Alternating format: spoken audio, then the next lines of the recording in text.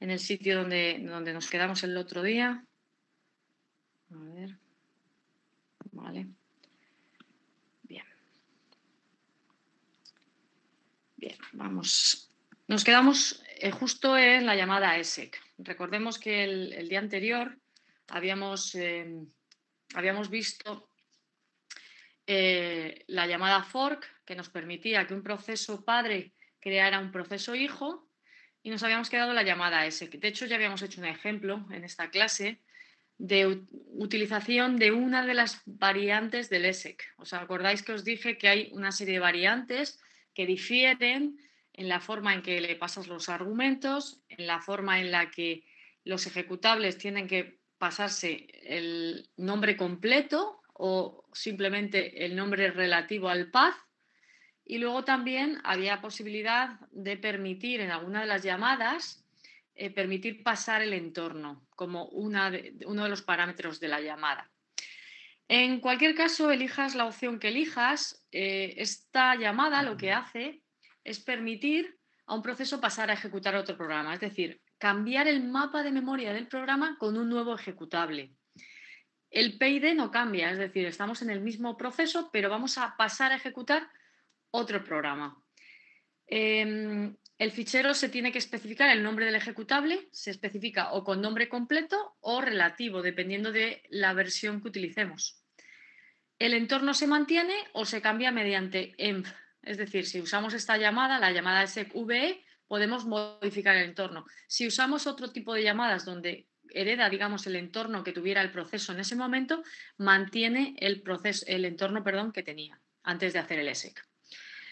Y en cualquier caso, en el BCP, recordad que el BCP es la estructura de datos del sistema operativo que guarda información sobre el proceso, se mantienen todas las informaciones que no son dependientes del programa, es decir, el PID, el PPID, el UID real, el GID real, todo eso se mantiene.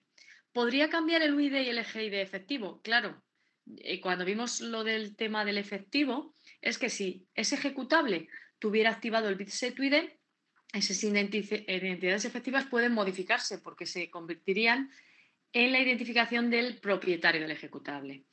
Todos los descriptores abiertos quedarían abiertos una vez que haces el ESSEC y se crea una nueva pila de proceso con el entorno, los parámetros y las variables locales del main. Bien, hicimos un ejemplo que os voy a recordar brevemente. Hicimos un ejemplo que era el ejemplo uso ESSEC.c. Bien, aquí lo único que hacíamos básicamente es, fijaos, imprimíamos el PID del proceso, hacíamos un SQLP, esta versión del ESSEC permite ejecutar un programa, un ejecutable, pasándole dicho ejecutable como lista, por eso de ahí la L de lista. ls se vuelve a repetir el nombre del ejecutable. El primer argumento es el nombre del ejecutable y a continuación se pasa el nombre del ejecutable y todos los parámetros hasta cerrar con un null. Es decir, si tuviéramos 4 parámetros, pondríamos lo que fuera el nombre del ejecutable, primer parámetro, segundo parámetro, tercer parámetro y a continuación pondríamos el null.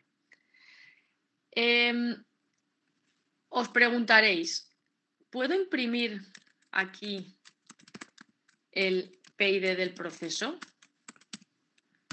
una vez que he hecho esto para comprobar que el PID sigue siendo el mismo después de hacer el ESSEC?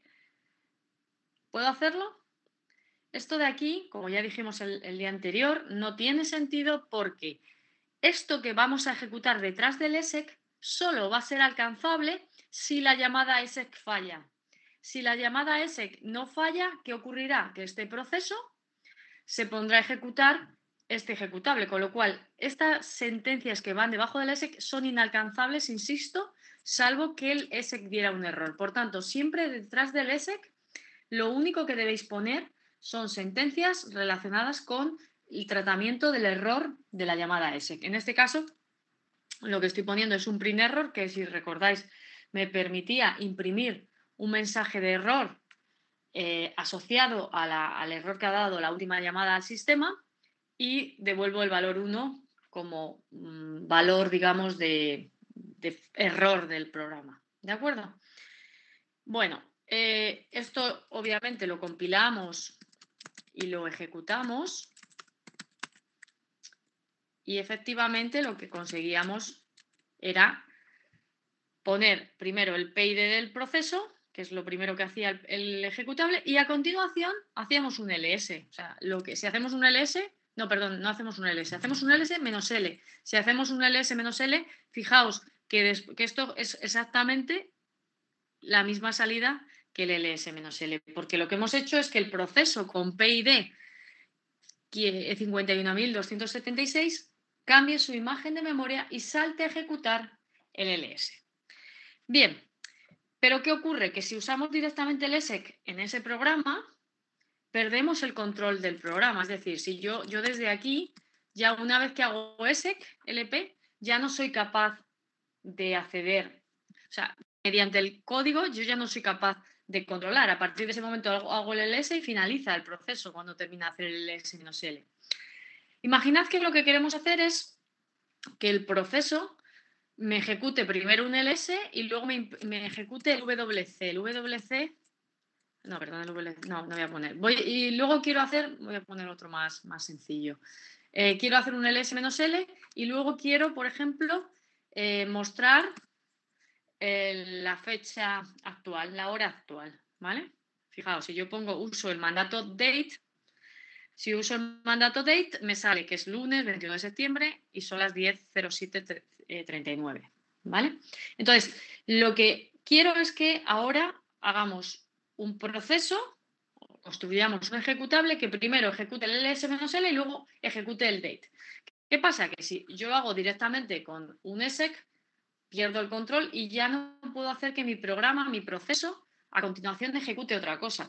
Por tanto, la única alternativa que tengo es combinar la llamada fork con la llamada ESEC, que es lo que os decía precisamente aquí, que normalmente lo que se hace es combinar el for con el ESEC. ¿Por qué? Porque de esta manera conseguimos que estamos en un proceso. Este proceso crea un proceso hijo y el proceso hijo es al que le cambiamos el mapa de memoria para que ejecute lo que nosotros queramos. Pero seguimos teniendo control de ese primer proceso. El padre seguimos teniendo su código porque estamos en el código del padre porque no hemos modificado su mapa de memoria. El que modificamos el mapa de memoria es el del hijo. Por tanto, muchas veces lo que ocurre es que hacemos eso. Primero, hacemos el for. Si la llamada no falla, comprobamos si estamos en el padre o en el hijo, como ya vimos que hacíamos en el for. Y lo que hacemos es cambiar el mapa de memoria del hijo. El padre puede continuar y, por tanto, en el ejemplo que yo os estoy diciendo, de que queremos que primero haga una ls-l y luego queremos que haga un date, lo que hacemos es que el padre vuelve a crear a su vez otro hijo y ese hijo es el que cambia el mapa de memoria con date también. ¿Vale? Eso es lo que queremos hacer. Básicamente, lo que queremos hacer, si lo pintamos, tendríamos algo así como... vale, esto no queremos relleno. ¿Vale? Tenemos, este es el padre inicial, construimos un hijo, este hijo, lo que vamos a hacer básicamente con este hijo es cambiarle el mapa de memoria. A ver si me deja.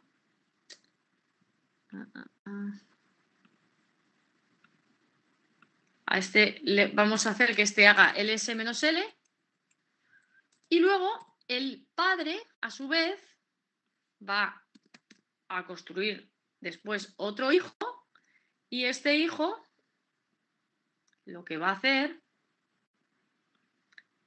es ejecutar date. ¿De acuerdo? De forma que, a ver si pongo aquí insertar formas. O sea, básicamente, esto es lo que tenemos. Este es el padre y este es el padre de este. Y eso es lo que vamos a hacer con el código que vamos a implementar. ¿Bien? Bueno, pues vamos a intentar hacer esta opción. Todo el mundo lo entiende, ¿verdad? ¿Hay alguna duda con lo que queremos hacer? ¿no? Vale, entonces, lo que podemos hacer básicamente es, bueno, nos construimos un nuevo ejecutable que lo vamos a llamar usar 2exec, da igual cómo lo llamemos. Bien, que, insisto, solamente vamos a crear dos procesos. O sea, el padre, lo primero que hace va a ser crear un primer proceso. Bueno, vamos a declararnos una variable de tipo PIDT o entero, me da un poco igual. PID igual a fork.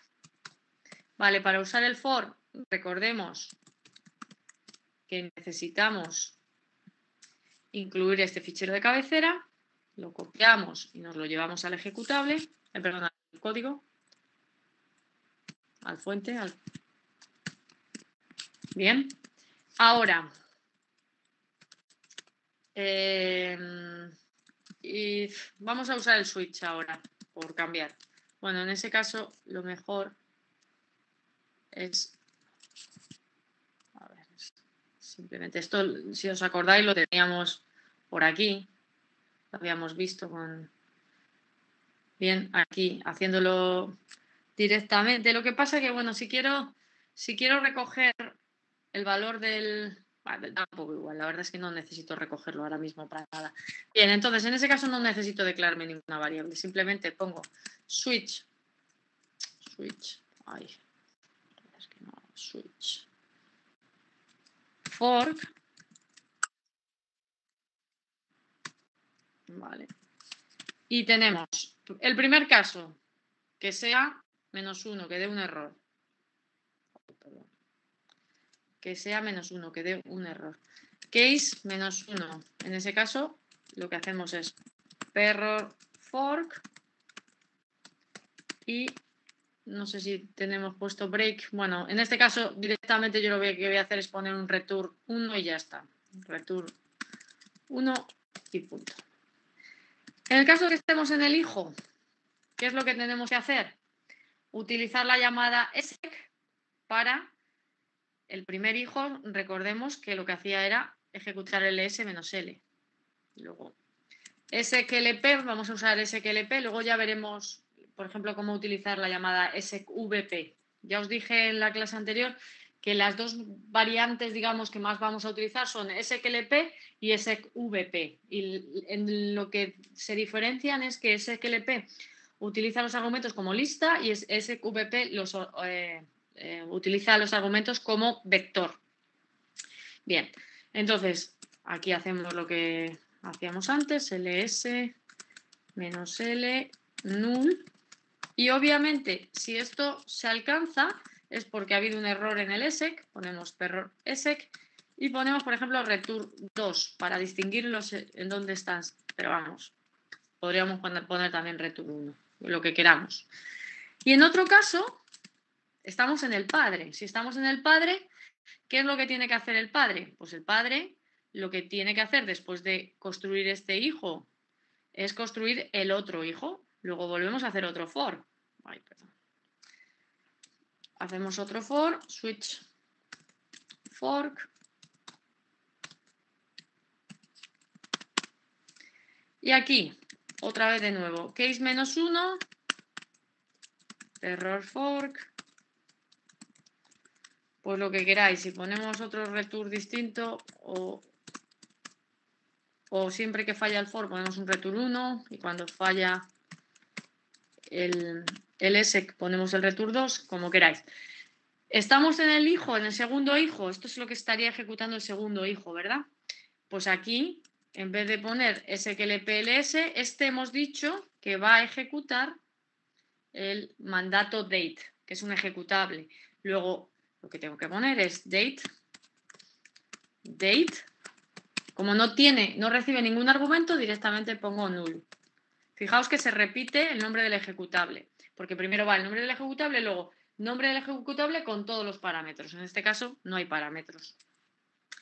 Y ponemos error exec y return 2. Y en otro caso estaríamos de nuevo en el padre. ¿Y el padre qué tiene que hacer? Pues el padre directamente de momento no sabemos esperar por los procesos hijos ni nada parecido, ya lo veremos en la clase de hoy. Pues si queréis el padre, pues que imprima su PID, si queréis, por que haga algo, pero vamos, que podría no hacer nada y salir, ¿vale? Bueno, podemos poner aquí un break para que salir de este primer bucle. A ver, salimos de este.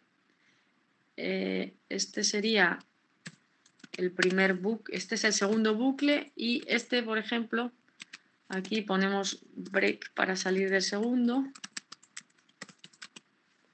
en el caso del padre, y aquí, por ejemplo, el padre que imprima su PID, por hacer algo, pero vamos, insisto que podría no hacer nada y ya está. Bueno, como lo único que queremos es que ejecute el ls-l y el date, pues no hace nada, devuelve un 0 y ya está. Nos falta ver si necesitamos incluir algo para el print error, para el ESEC, algún fichero de cabecera adicional. Vamos a ver el perror. QManPerror. Tenemos que incluir el estandario, .h. Vale.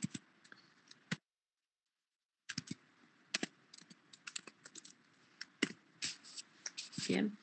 Y alguna cosa, el SQLP.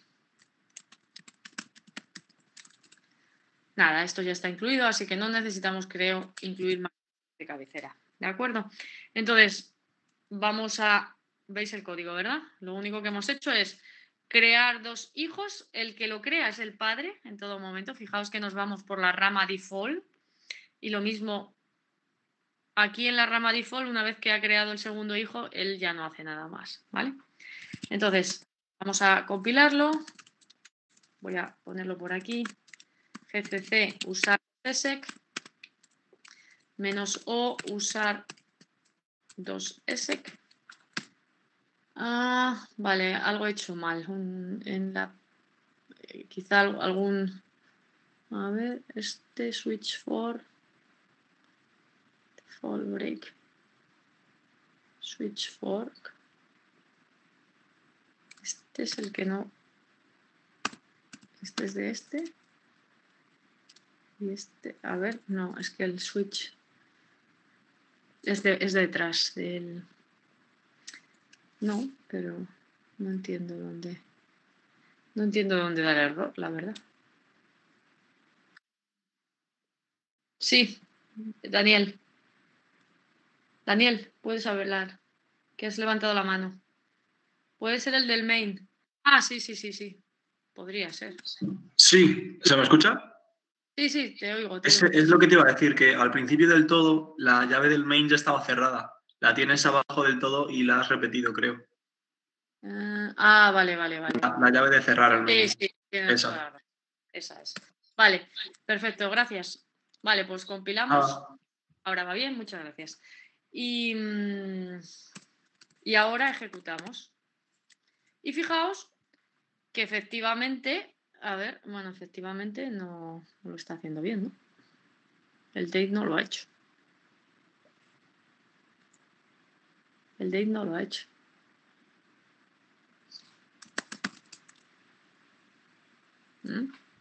¿Por qué no ha hecho el date? Algo estamos haciendo mal en el código. El date está arriba del ls. Vale. Ay, tienes toda la razón. Es cierto. Sí. Nada, sí. Claro, no podemos suponer qué proceso va a ejecutar antes. Esto es lo de siempre. Está todo bien. Es que, claro, fijaos lo que está ocurriendo. Es que por eso me estaba yo liando, ¿vale? El proceso padre ha creado los dos procesos hijos en algún momento. El segundo hijo ejecuta antes el date. El primer hijo ejecuta después el ls y el padre ha terminado antes de que el primer hijo haga el ls. Por tanto, volvemos a retomar el control del programa, o sea, ya ha terminado y por tanto no había visto yo el date delante. Sí, Carlos, ¿querías decir algo? Carlos, has levantado la mano, no sé si querías comentar alguna cosa. No se te oye, no sé si estás intentando decir algo. A ver, el date está arriba del LS, sí que está, bien, sí, efectivamente. A mí me ha hecho el LS sin terminar el date. Bueno, es que el orden en el que se ejecuten los procesos no podemos presuponerlo. Si ya quisiéramos que se ejecutaran en un determinado orden, tendríamos que hacer que el padre esperara a que terminara el primer proceso, después lanzara el segundo proceso y el padre esperara. Pero todavía no sabemos esperar por un proceso. ¿De acuerdo? Pero lo veremos en el día de hoy. ¿Habéis entendido lo que estamos haciendo? De hecho, si lo vuelvo a ejecutar en algún momento, mirad, fijaos, aquí ahora, por ejemplo, he ejecutado también el segundo y luego el LS. Y así. O sea, a mí siempre me ejecuta primero el LS. ¿Vale? Fuera esto. Bien. ¿Alguna duda con esto? ¿No? Bien.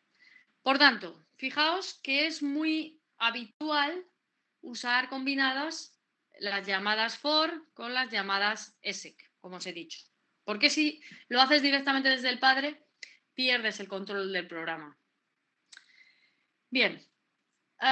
Bueno, vamos a ver cómo podríamos utilizar el execvp, ¿vale? Que es una variante del exec, pero usando vectores. Si vemos el execvp recibe el nombre del ejecutable. Puedes utilizar el nombre relativo porque como tiene una P, estás utilizando el path, por lo tanto puedes poner el nombre relativo al path y luego le pasas una variable que es un vector de cadenas de caracteres. Ese vector de cadenas de caracteres tiene que tener almacenado el ejecutable más los parámetros que vas a lanzar. Bien, vamos a hacer el ejemplo que habíamos visto de usar exec, es decir, este de aquí, uso exec.c, que es ejecutar simplemente ls, ls, eso lo único que vamos a hacer lo mismo, pero utilizando SQVP, ¿de acuerdo? Para que veáis la diferencia. Bien, si queremos utilizar SQVP, bueno, voy a copiarme uso exec.c, lo voy a llamar uso execv, ¿vale?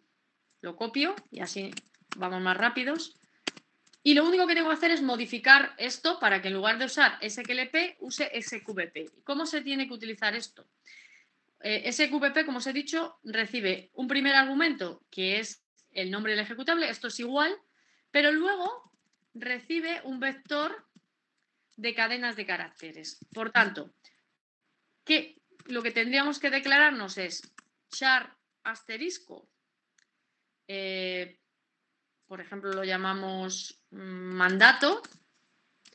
¿Cuántas posiciones va a tener ese vector? Como lo que tengo que ejecutar es ls-l, tendrá que tener 3 posiciones. Una primera posición que tiene el ls, una segunda posición que es, a ver, os lo digo, la primera posición del vector será la cadena de caracteres ls, la segunda posición del vector será el -l y la tercera posición será igual a null, porque también tengo que ponerle el null correspondiente. ¿De acuerdo? Entonces, ¿aquí cómo lo haría? Pues simplemente pondría mandato 0 o ls, podría ponerlo como quisiera, y luego directamente aquí pondría mandato. ¿Bien?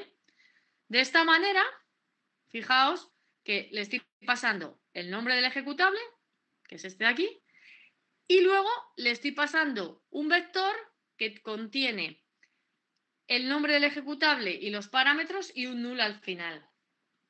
Bien, esta es la manera de utilizar SQPP. Diréis, ¿y para qué usamos SQPP? Es mucho más complicado, más farragoso.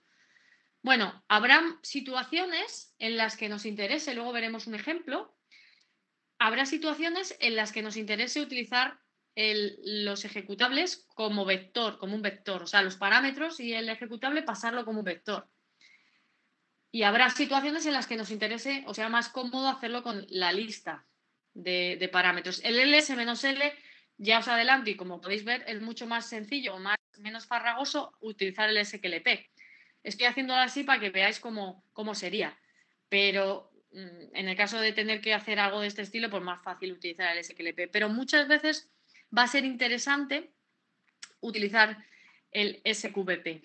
Y luego vamos a ver un ejemplo para que veáis la utilidad de esta otra versión del SEC. Pero de momento vamos a ejecutar esto, vamos a compilarlo, perdón, y lo vamos a ejecutar.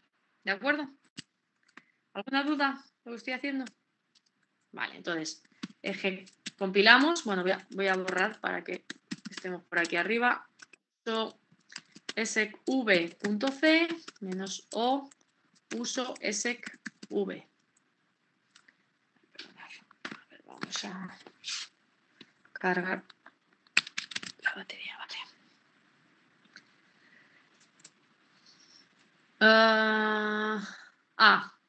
Me he dejado algo. Ay, sí, perdón. No he puesto los puntos y comas correspondientes. Bien, ya compila correctamente y a continuación, cuando hago esto, efectivamente, lo primero que hace es imprimir el PID y luego hace el ls-l. ¿Habéis entendido el uso de SQPP? ¿Sí? ¿Alguna duda? ¿No? Bien. Vamos a ver un ejemplo donde sí interesa utilizar vectores y donde no es posible hacerlo con SQLP. Por ejemplo, vosotros sabéis cómo pasar, ¿verdad?, parámetros a un ejecutable, ¿verdad? ¿Cómo pasamos parámetros a un ejecutable? ¿Qué manera se tiene en C de...? Vamos a hacer una cosa. Yo lo que quiero ahora es construir un programa, ¿bien?, que lo que haga sea, imaginad, este es vale, lo que va a hacer es esto de aquí.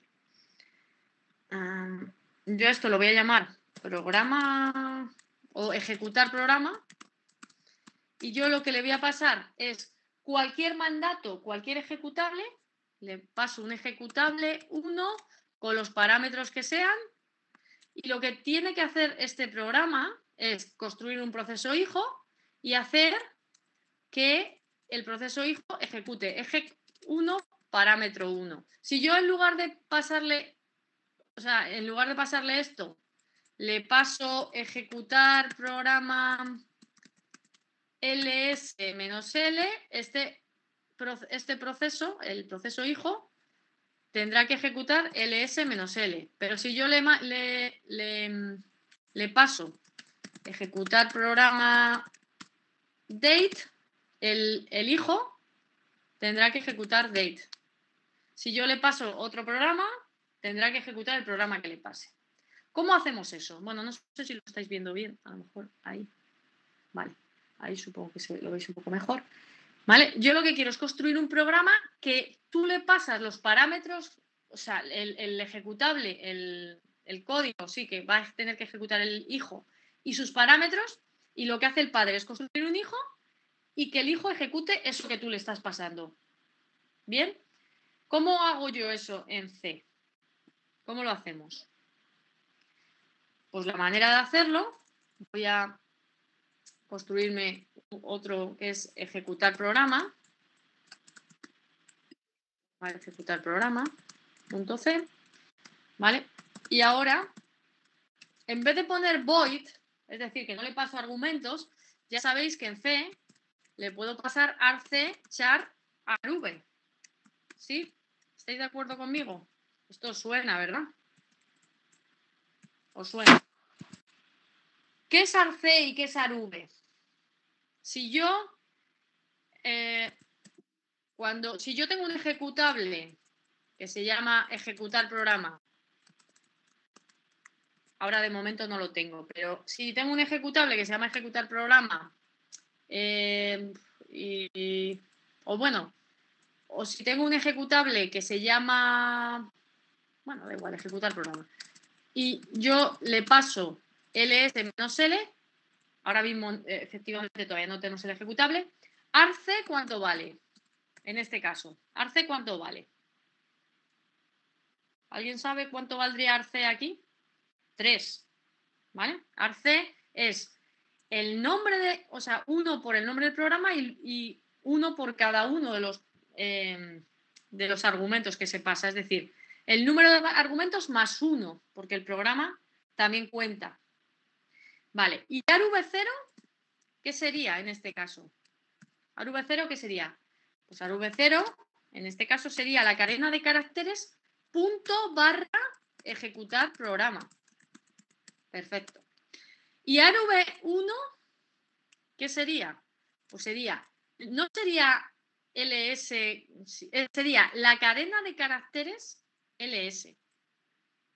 Bien, es una cadena de caracteres ls. Y arv2 sería la cadena de caracteres menos l. Esto, bien, todo el mundo lo entiende porque esto es C, no es sistemas operativos. Vale, pues fijaos, yo lo que quiero es construir un programa que le pases lo que le pases aquí, ese proceso cree un hijo y haga que ejecute lo que viene después de ejecutar el programa. Bien, para eso, como he dicho antes, necesito utilizar estos parámetros, el arc y el arv. Vale. Lo primero que debería hacer aquí es lo siguiente, comprobar que arc es mayor que 1. Porque si no es menor que 1, o sea, si es igual a 1, ¿qué pasa? Que tú le estás pasando a ejecutar programa, pero se lo estás pasando sin ningún programa que ejecutar. Con lo cual, ¿para qué vas a construir un hijo si no le vas a pasar ningún ejecutable? Luego, lo primero que tenemos que comprobar es que arc es mayor que 1. Y si es menor que 1, si arc es menor o igual que 1, ¿vale? Lo que tengo que hacer es imprimir un mensaje de error diciéndole que faltan parámetros, que le pase algún ejecutable. ¿De acuerdo? ¿Uso el print error aquí? Pregunto. ¿Podría usar el print error? ¿Qué creéis? ¿Creéis que ahí tiene sentido usar el print error? Porque el print error lo que hace es imprimir el mensaje de error por la salida estándar error. Bien, eso no hay problema. Pero el problema está en que el print error imprime un mensaje de error asociado a un error en una llamada al sistema. ¿He hecho alguna llamada al sistema? No. Luego, no tiene sentido usar el print error. Aquí lo que tendría que usar, si quiero imprimir por la salida estándar error, sería usar el fprintf, estándar error, y aquí poner error. Uso es ejecutar programa, ejecutable y parámetros, que pueden ser uno o varios. Bien, eso es lo que tendría que hacer.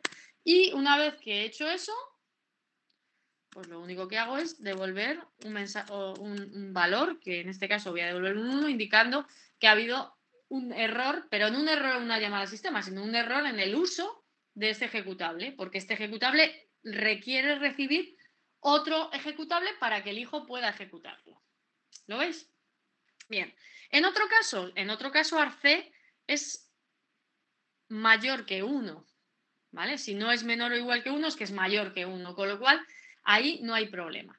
Bien, ¿qué es lo que tiene que hacer el proceso en ese momento? Pues en ese momento lo que tendrá que hacer será, bueno, primero, obviamente, para el man fprintf tengo que incluir el estándar IO, luego esto lo incluyo por aquí arriba.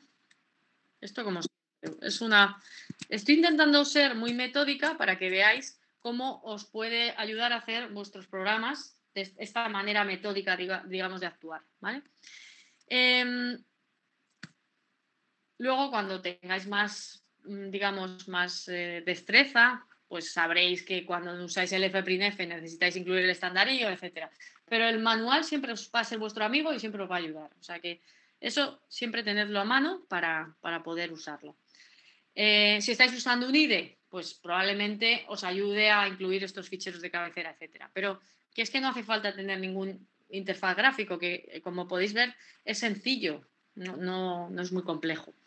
Vale, ahora el proceso lo que tendría que hacer es crear el proceso hijo, ¿vale? Entonces, si queréis PIDT, PID, aquí PID fork, ya sabemos que vamos a tener que incluir el uniestandard.h, pero bueno, os lo pongo por aquí para copiarlo y me lo incluyo por aquí.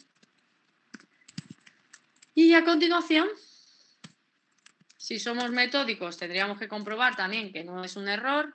Si PID es menor que 0,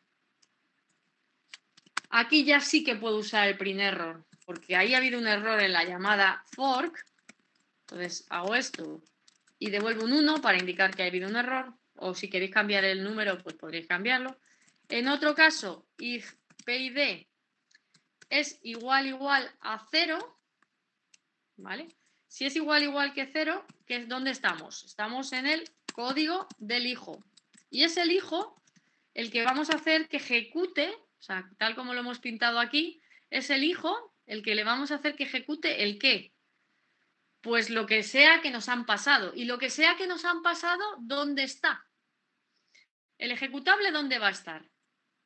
El ejecutable estará en arv, ¿cuál? Sí, en arv, pero en arv ¿cuál? arv1. arv1, si nos acordamos, arv0 será punto barra ejecutar programa. Eso no es lo que queremos que ejecute el hijo. Lo que queremos que ejecute el hijo es lo que va a continuación. Y lo que va a continuación es arv1. Luego, ¿podría hacerlo con SQLP? Bueno, sí, pero cuidado, porque si lo intentara hacer con SQLP, ¿qué ocurriría? Fijaos, yo aquí pongo arv1, eso está perfecto. A continuación, ¿qué se pone en el SQLP? Otra vez el ejecutable. Bien, en arv1. Pero, ¿qué pongo a continuación? ¿Pongo null? ¿Pongo arv2? ¿Cuántas veces pongo esto? Tendría que comprobar cuánto vale arc, y si arc vale 2, pues en ese caso, si arc vale 2, sería... Si arc vale 2, sería esto. ¿Lo veis? No, sí, porque arc vale 2 es ejecutar programa y arv. Si arc vale 3, tendría que poner esto.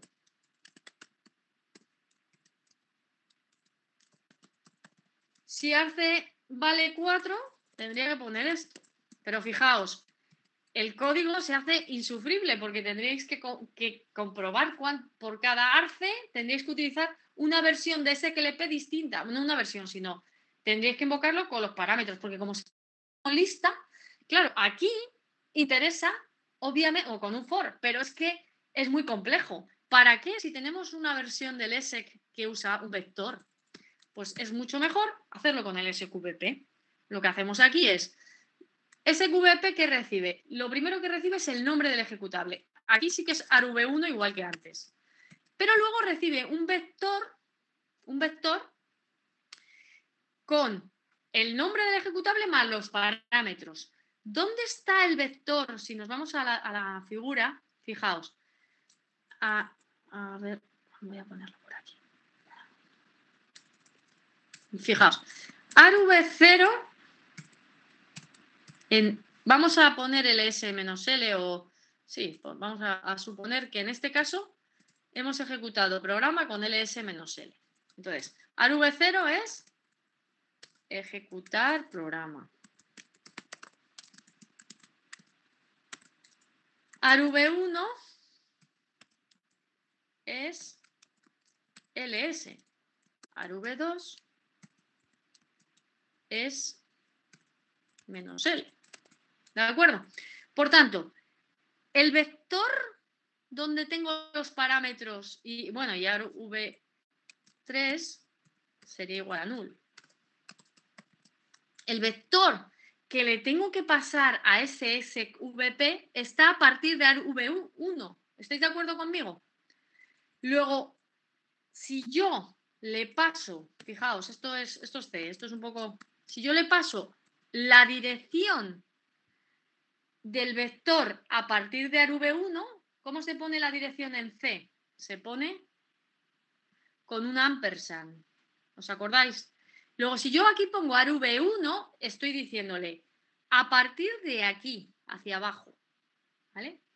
Pero como lo que le tengo que pasar es un vector, no me vale pasarle una posición, sino que le tengo que pasar la dirección que hay a partir de esa posición. De esta manera, estoy como cogiendo el vector, que esto es un vector, esta es la primera posición, la segunda, la tercera y la cuarta, y comenzando el vector desde ARV1, que es justo lo que quiero. Luego, si hago esto, estoy logrando precisamente pasarle el vector que necesito en SQVP. ¿Lo veis? Luego, la forma que tengo sería de hacer esto. Y siempre va a ser así. O sea, que tampoco, o sea, si esto es C, o sea, esto de aquí es C. Es como le paso el vector que tengo a partir de la posición 1, eliminando la posición 0, porque la posición 0 no la va a ejecutar. Lo que va a ejecutar el hijo es esto que viene a continuación. Si eso falla, pongo un error ESEC, devuelvo -1 y ya está. En otro caso, ¿qué estaré aquí? Estaré en el padre, el código del padre. El código del padre, pues es que todavía no sabemos esperar, no sabemos hacer nada. Luego el padre no va a hacer nada. Si queréis, hacemos... O sea, ni siquiera podemos eliminar esta parte.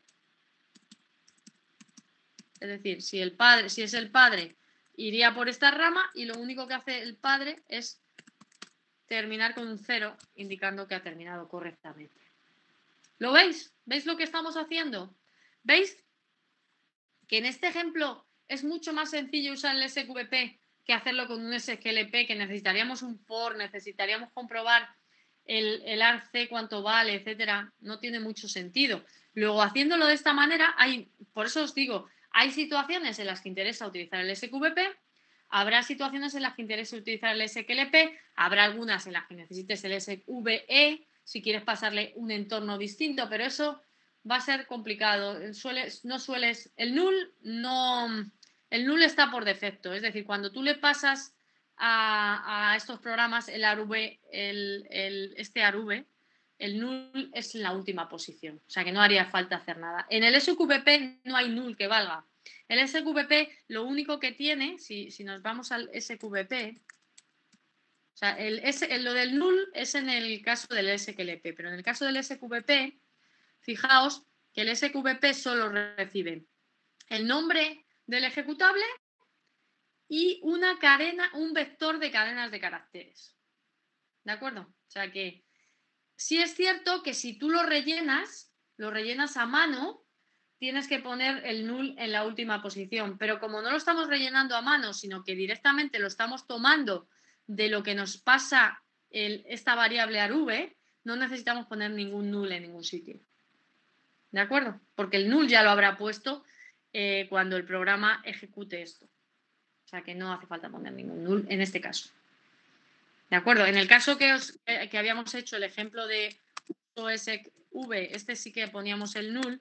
¿Por qué? Porque nosotros cogíamos y declarábamos directamente, o sea, rellenábamos este mandato. ¿Vale? Entonces ahí sí. Pero como en este caso lo estamos tomando del ARV y el ARC de aquí, pues no hace falta. ¿De acuerdo? No hace falta hacerlo. ¿Bien? ¿Todo el mundo lo ha entendido? Vamos a probarlo, ¿os parece? Probamos esto. Bueno, vamos a compilarlo lo primero. A ver si compila correctamente. Vale, entonces, fijaos. Compilo. Bueno, me voy a borrar por aquí para que lo veáis. Ejecutar programa C -E ejecutar programa. No sé. compila correctamente y ahora, si yo no le paso nada, me dará un error, me dirá, oye, que no me has pasado nada, con lo cual yo no puedo crear el hijo para pasarle. Si yo le paso el programa date, efectivamente, el hijo ha hecho el date. Si yo le paso el ls-l, pues hace un ls-l. Si yo le paso algo que no existe, pues ¿qué pasa?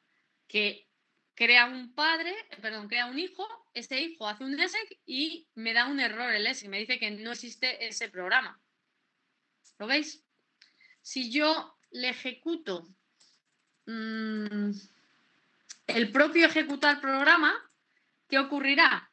Fijaos, que el padre lanza un hijo que lanza este ejecutable, pero lanza este ejecutable sin nada. Con lo cual, cuando lanza ese ejecutable, el hijo te dirá, error, tienes que usar ejecutar programa con algún tipo de ejecutable. ¿Bien? ¿Lo veis? Y otra pregunta, ¿por qué me está ocurriendo que yo aquí ahora tengo que hacer así para acceder al shell?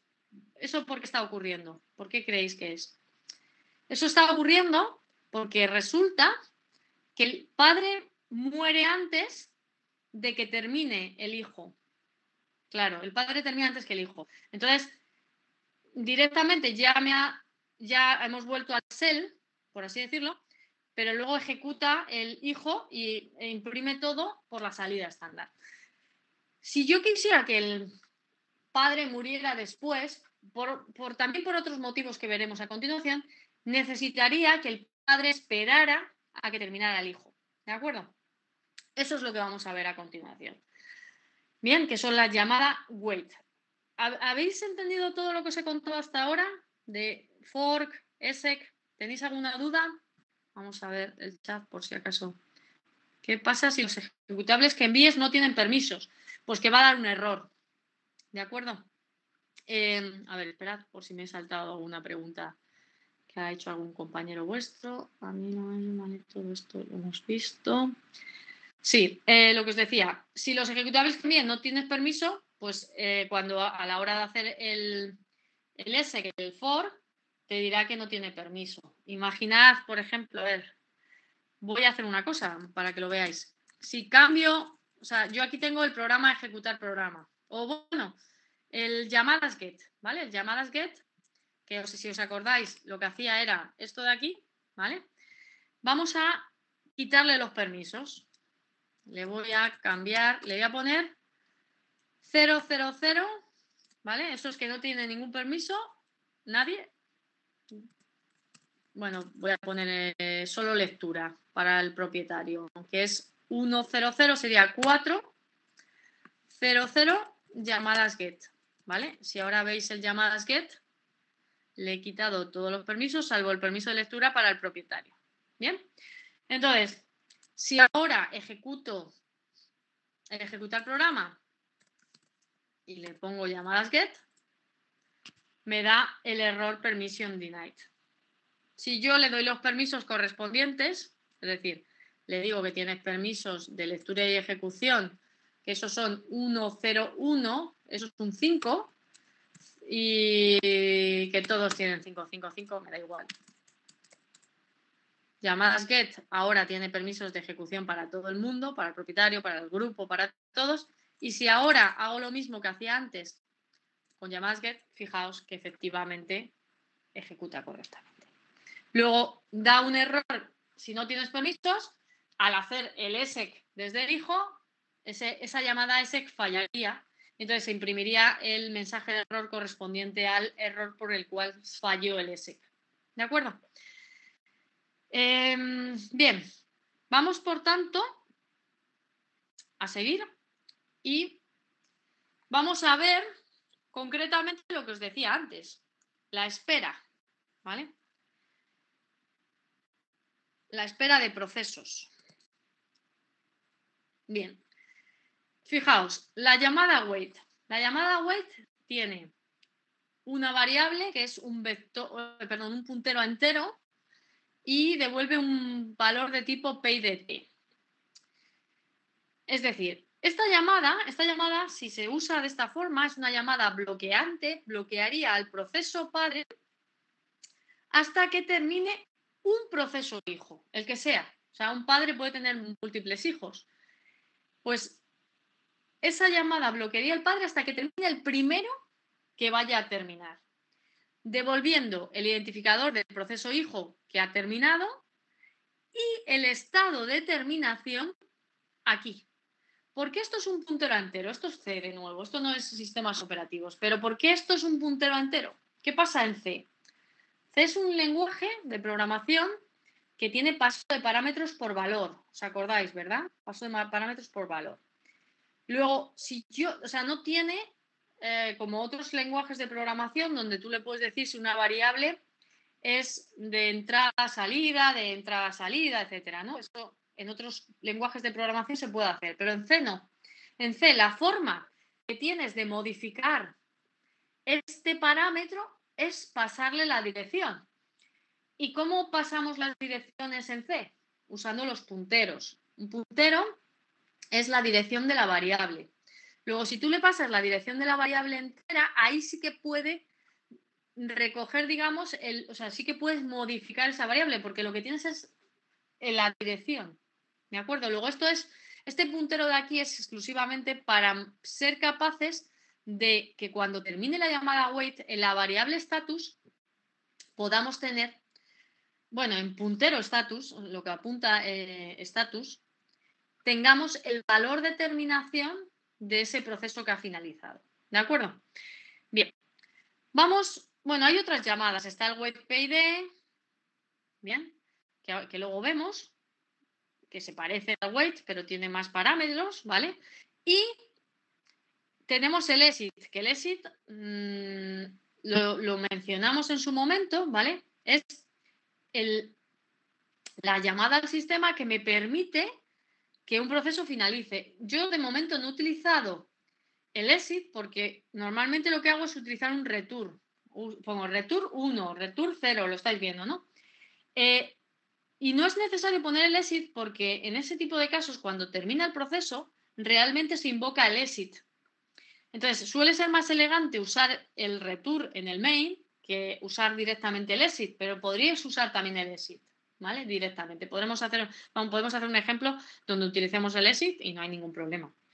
¿Vale? Entonces, el exit lo que hace es mandar la información de estado y 8 bits indicando el modo de finalización. Bueno, esto de momento todavía no os preocupéis porque lo que va a ocurrir es que los procesos cuando terminan tienen el valor que tú le pasas cuando tú pones return 1, 0, 2, lo que sea, y luego eso se combina con una especie de bits que indican el modo de finalización del proceso, que puede ser que el proceso haya terminado de forma correcta o puede ser que el proceso haya terminado de forma incorrecta. ¿Os acordáis que el otro día decíamos, los procesos pueden terminar de forma voluntaria, pues porque han hecho un exit, o pueden terminar de forma involuntaria, pues porque le ha llegado una señal que lo mata, las señales lo veremos más adelante en este tema también, porque ha hecho una excepción, por ejemplo, de división por cero, etcétera. Entonces, hay dos formas de terminar. Bueno, pues el exit te especifica tanto ese valor que os digo cuando haces un return 1, como si eso se lo combina, digamos, con ciertos bits que te indican si el proceso ha terminado correcto o incorrecto. Y el wait, en este estado de terminación, permite recoger primero el valor de terminación del hijo, pero también cómo ha terminado el hijo, si el hijo ha terminado de forma correcta o ha terminado porque ha sido matado por una señal. Bueno, esto lo veremos. De momento, lo que me interesa es que usemos la llamada wait, la vamos a probar porque es la única manera que tenemos de entenderlo perfectamente, y lo vamos a hacer con el ejemplo que teníamos antes, ¿de acuerdo? Lo que vamos a hacer es que el proceso padre cree un proceso hijo, como antes, que ejecute lo que le pases como parámetros, pero que el padre, antes de terminar, espere a que termine ese proceso hijo. Bien, entonces nos vamos a, fijaos, que si nos vamos al manual y damos man wait, bueno, este wait, de nuevo, es no es el que estamos buscando. Estamos buscando el wait llamada al sistema. Para eso ponemos man3 wait, no, man2 wait. Bien. Y aquí tenéis distintas alternativas. La que nos va a interesar son esta de aquí y el wait payday, ¿vale? Y aquí tendréis pues toda la descripción de las llamadas para que veáis cómo funcionan. Vamos a empezar por la del wait, ¿vale? Lo que os decía antes, devuelve el payday del proceso que ha terminado, porque el wait espera por cualquiera de los hijos. Si solo hay un hijo, pues esperará por ese. Si hay varios, esperará por el primero que termine. Y aquí recoge el estado de terminación. ¿De acuerdo? Bueno, pues si yo no quiero recoger ningún estado de terminación, ¿qué le puedo pasar a esto? Si no me interesa recoger el estado de terminación del hijo, sino que lo único que quiero es que el padre espera que termine, efectivamente, como ha dicho vuestro compañero, si tú ahí le pones un null, pues estás diciendo, vale, yo voy a esperar por el primer proceso hijo que finalice, pero no me interesa recoger su estado de terminación. Pues eso es lo que vamos a hacer en el primer ejemplo. Bien. Por tanto, vamos a coger el ejemplo que os decía, el último que hemos hecho, que es el de ejecutar programa. Y la diferencia es, o sea, con este código, lo único que tenemos que hacer diferente es que si estamos en el caso del proceso padre, este padre esperará por uno de sus procesos hijos, pero solo tiene uno, por lo tanto, ya está. Hace un wait null. Para usar la llamada wait, como hemos dicho antes, tenemos que incluir este fichero de cabecera. Luego, bien, ¿entendéis lo que estoy haciendo? Estoy diciendo, en otro caso, wait null. Ni recojo lo que devuelve el wait, ni recojo su estado de terminación. En este caso, lo único que me interesa es esperar por él, pero es que de hecho, ¿qué valor devolverá este wait? ¿Qué devolverá? ¿El payday de quién? Devolverá el payday de este. ¿Estáis de acuerdo conmigo? Sí, ¿no? El payday del hijo, efectivamente. Por tanto, de hecho, si queréis, fijaos, voy a comprobarlo. Me voy a declarar por aquí una variable payday t, que es valor devuelto, ¿vale? Y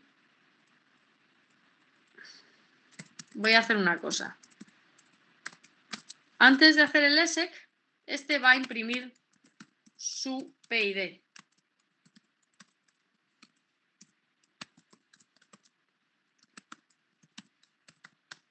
Bien, fijaos que este antes de hacer el exec correspondiente va a imprimir su PID y este, el padre, va a coger y va a imprimir el valor devuelto. Ambos valores deberían ser el mismo. Bien, porque el wait te va a devolver el PID del hijo. Esto es simplemente para que lo comprobemos. ¿De acuerdo? Estáis viendo lo que hacemos, ¿verdad? ¿Todo el mundo entiende lo que estamos haciendo? El hijo solo imprime su PID y ejecuta lo que tú le pases. El padre espera por el hijo y va a imprimir el valor devuelto para comprobar que es el PID del hijo. ¿De acuerdo? No faltaría poner el valor de... Ah, sí, claro. Sí. Por supuesto. Si no me va a dar un error esto. Gracias. Entonces, compilamos.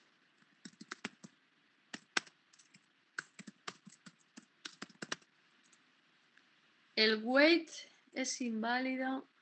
A ver. Claro, no he incluido el fichero de cabecera. ¿No lo había incluido? Pensaba que sí. Lo he copiado, pero luego no lo he incluido. Vale.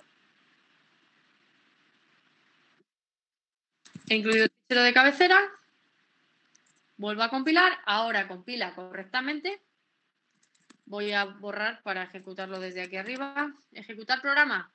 Date. Fijaos.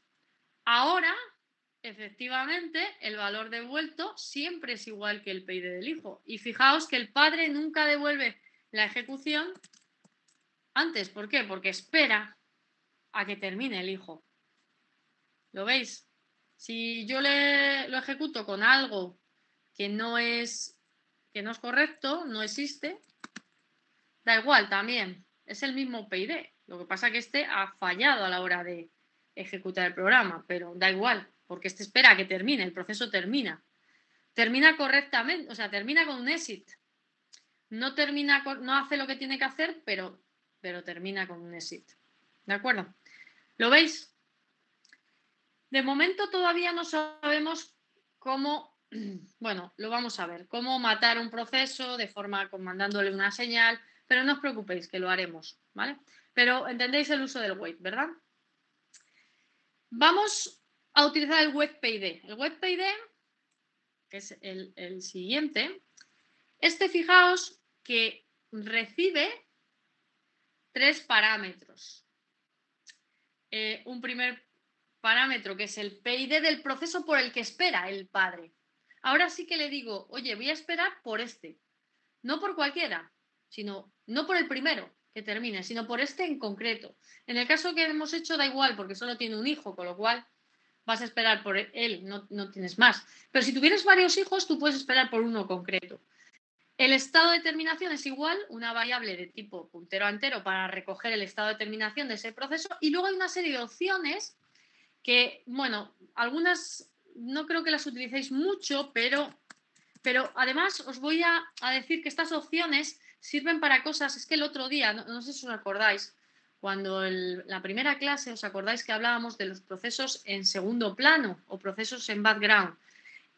Y ahí cometí yo una errata cuando alguien preguntó, o sea, cuando tú lanzas un proceso en segundo plano, bien, por ejemplo, si haces un sleep, a ver, tú lanzas un proceso en segundo plano, sleep 15.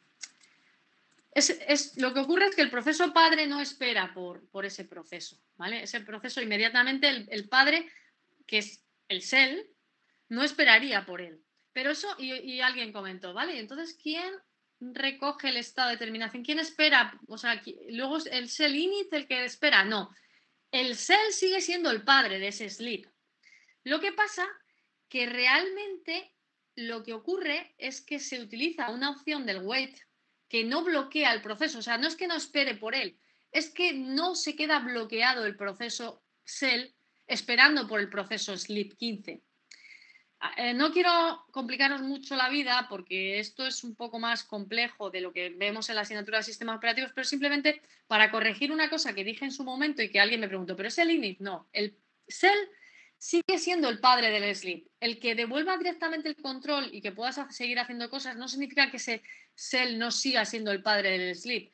Cuando el proceso sleep 15 termine, lo que habrá pasado en ese caso al lanzar el proceso en segundo plano es que el shell no se queda bloqueado esperando por ese proceso, sino que directamente espera por él de forma no bloqueante. Eso significa que cuando el proceso termine, ese proceso le mandará una señal a ese shell y en ese caso recogerá el estado de terminación. De momento todavía eso de recoger el estado de terminación, etcétera, todavía no lo entendemos mucho, pero es un poco para si alguien estaba en esa clase y se quedó un poco extrañado con lo que hablamos, es que era incorrecto. O sea, no es el init, es el propio proceso shell el que sigue siendo su padre y el que al final, de forma eventual, va a recoger su estado de terminación, aunque no de forma bloqueante.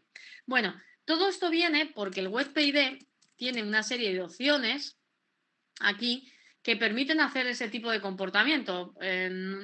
Por ejemplo, la opción W no ham es especificada y los procesos que hacen una espera lo hacen sin quedarse. Bueno, no, esta opción no era. Da igual, no voy a entrar en exactamente digamos, el funcionamiento de estas opciones porque esto está fuera, digamos, del propósito de lo que es el tema y es un poco más complejo de lo que vamos a ver, pero simplemente indicaros que sería utilizando opciones de este web PID para que ese proceso no se quede bloqueado, esperando a que termine la llamada sleep 15. Si lo pones con un ampersand. Pero bueno, que no os agobiéis. Simplemente lo que os quiero decir es que el wait PID tiene la capacidad de esperar por un proceso concreto, con un PID concreto, su estado de terminación y ponerle ciertas opciones que hacen que el wait se comporte de distintas maneras. A ver, alguien ha preguntado algo. ¿Qué pasa si tienes 2 procesos hijos? ¿Devuelve el PID de los 2 o espera solo a uno? Espera solo a uno. Y ahora vamos a hacer un ejemplo. No, solo el primero. Si haces un wait, sin más, el wait recogería el estado de terminación o, digamos, el que devuelve el PID es el primero, efectivamente. Pero si usas el wait PID, tú le indicas cuál de los dos estás esperando. Bien, vamos a hacer un ejemplo para que veáis esto. O sea, con el wait, el primero es el que desbloquearía ese proceso padre haciendo un wait. Si usas wait PID, tienes que indicar de forma explícita a cuál esperas. Vamos a hacer un ejemplo. Imaginad que ahora vamos a extender el ejecutar programa con ejecutar dos programas, ¿vale? Lo que vamos a hacer es lo siguiente. Si ponemos ejecutar dos programas, le vamos a imaginad, por ejemplo, para simplificar, que solo vamos a ejecutar programas que no tienen parámetros. Por ejemplo, podemos hacer un date y otro date. O, por ejemplo, podéis hacer un date y un ls. Pero no podéis hacer un date ls-l para no complicar el código, ¿de acuerdo? Vale, ¿qué es lo que vamos a hacer en este caso? Bueno, pues fijaos, lo que queremos hacer en este caso es que este proceso padre, ¿qué pasa si el hijo termina antes de que el proceso llegue al wait? No pasa nada, porque el wait, si hubiera terminado previamente, el wait ya se desbloquearía directamente, o sea, no pasa absolutamente nada. Lo que tú consigues con el wait es poner un punto de sincronización. Tú sabes que si haces un wait en el padre, siempre, si no hay ningún error, el padre va a morir después que el hijo, porque es una llamada bloqueante. ¿De acuerdo? Salvo que uses, lo que te digo, que uses ciertas opciones que hacen que esa llamada no sea bloqueante. Pero para nuestros propósitos, y tal como la utilizamos nosotros, esa llamada es bloqueante. Bien. Lo que os quiero contar ahora es lo que vamos a hacer en el siguiente ejemplo. Lo que queremos hacer es que este ejecutaría el date y este ejecutaría el ls. Y hemos dicho que para simplificar el código de este ejemplo, solo podemos pasar parámetros, solo podemos pasar mandatos o ejecutables que no contengan, digamos, argumentos. O, por ejemplo, si en vez de date le pongo date llamadas get, que era uno de los que habíamos hecho nosotros, pues esto ejecutaría llamadas get. Bueno, para contároslo simplemente voy a poner el ls y ya está. Ahora, fijaos, ¿qué ocurre?